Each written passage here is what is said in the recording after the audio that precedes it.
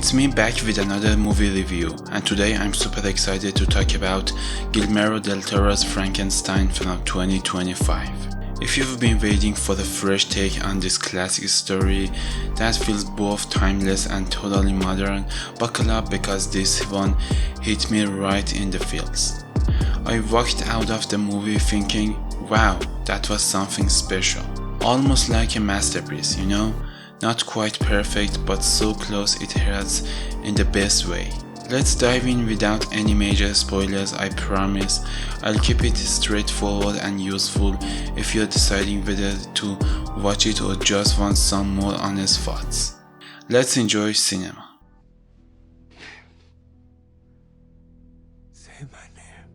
First off, a quick setup for those who might not know the basics or need a refresher. This is Del Toro's adaptation of Mary Shelley's iconic novel Frankenstein. We follow Dr. Victor Frankenstein, played by the incredible Oscar Isaac, who's this brilliant but super arrogant scientist obsessed with pushing the boundaries of life and death. He ends up creating this creature brought to life amazingly by Jacob Elordi, and things spiral from there into a deep exploration of creation, rejection, and what it really means to be human. It's not just a straight-up horror flick. It's got layers of emotion, family drama, and some real philosophical vibes that make you think long after the credits roll. Del Toro keeps it intimate, focusing on the relationships and inner turmoil rather than relying on cheap jump scares or over-the-top gore. The runtime clocks in at about 2.5 hours, but trust me, it flies by if you're into this style of storytelling. If you're someone who gets bored easily with slower paces, this might surprise you. It didn't feel dragged out at all for me. Erratic, yes, but exceptional. What really blew me away was how this movie feels like pure art from start to finish. Del Toro's signature touch is all over it, that gothic splendor mixed with heartbreaking beauty that he's so good at. The cinematography is absolutely stunning. Every single frame looks like a painting you could hang on your wall. We are talking lush, atmospheric shots of foggy landscapes, creepy yet detailed labs filled with steampunkish gadgets, and these intricate set designs that transports you right into 19th century Europe. The color palette is rich and moody, with these pops of red and gold that just pull you in emotionally.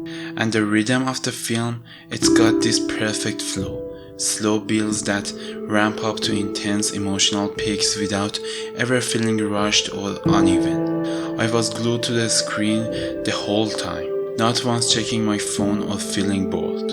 It's the kind of movie that reminds you why you love going to the cinema. It demands the big screen to fully appreciate all those little details, like the way light filters through windows or the subtle textures on the creature's skin.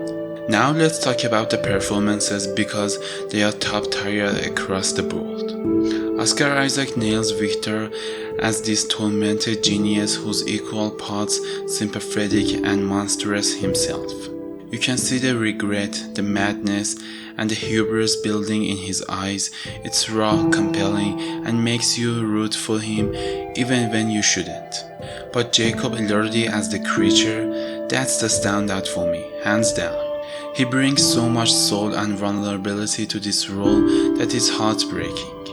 It's not just about the makeup, which is incredible by the way, with practical effects that look grotesque yet tragically human, but how he conveys loneliness, rage, and a desperate need for connection through the subtle movement, expressions, and even his voice work. Mia Goth is solid too, adding some real emotional depth to her character with that quiet intensity she's known for.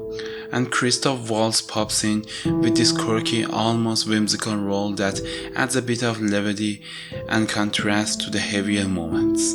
The whole cast elevates the material, making these archetypal characters feel fresh, relatable, and deeply human in a way that honors the source material while updating it for today.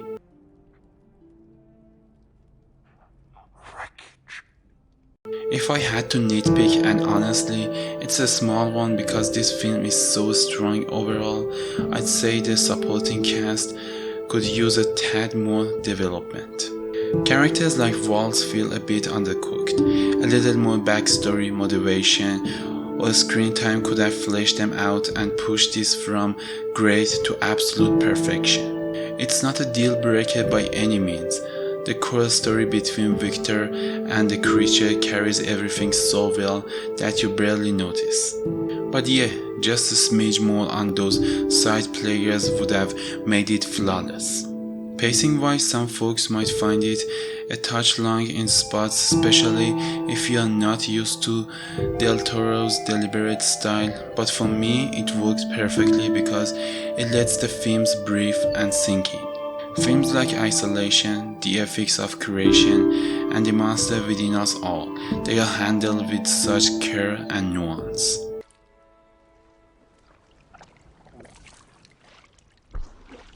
Overall, I'm so glad I watched this. It's Del Toro's at its absolute best, visually mesmerizing, emotionally resonant, and just a joy to experience from beginning to end. I'd give it a solid 9 out of 10. It's that close to being a flawless classic in my book. Definitely worth your time, especially if you want something that's more than just entertainment. It's thought-provoking art that sticks with you.